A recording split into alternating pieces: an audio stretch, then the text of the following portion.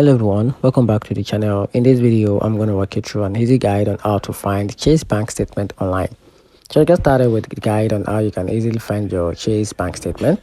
So the first thing you can do if you're on the website, just log into your account. So to log into your account, go to your website browser, then enter your Chase website URL, which is chase.com. Then log into your account, then click on the account you want the statement for, the select statement. From the menu option, then choose the amount or year you want to view. Then click the PDF or view statement to open it as a PDF.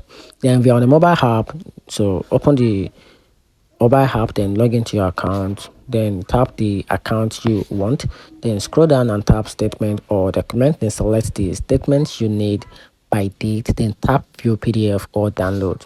Then you can also print or save or even send to your email for a future for future purpose. And that's it. Find the video helpful, turn on the notification button and subscribe for more. Thanks.